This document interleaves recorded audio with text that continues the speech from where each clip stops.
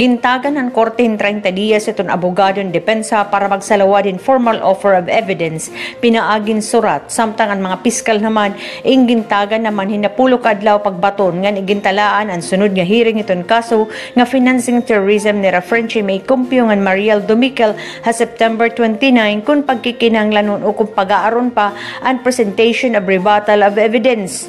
Manunubduman nga dinan July 28 utro nga gintagan itong korte hailarom itong sala ni Judge Georgina Perez and Branch 45 RTC Tacloban ang kaso nga financing terrorism ni community journalist Frenchie May Cumpio nga lay worker Mariel Dumikel.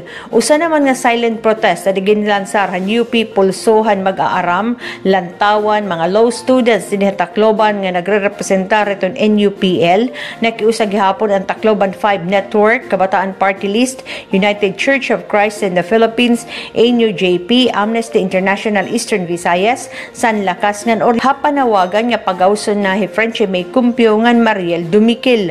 Aadi ang pahayag ni Paul Lachica, Regional Coordinator han bagong Alyansang Makabayan Eastern Visayas. Yeah, syempre sa ikalimang taon ng kanilang kaso ng Tacloban 5 ay gusto natin ibasura na ng Tacloban Regional Trial Court yung kaso nila to Frenchie May Cumpio. Ng Tacloban 5 dahil sa 5 taon na ito ay walang pinisenta na substantial evidence yung gobyerno, kundi mga ebidensya na makikita natin na nagawa-gawa lang at matagal na natin pinabubulaanan.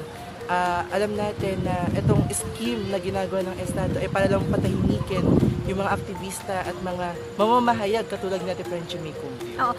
Para haratsada balita ini Jasmine Bonifacio katambay mo ha pagbabalita.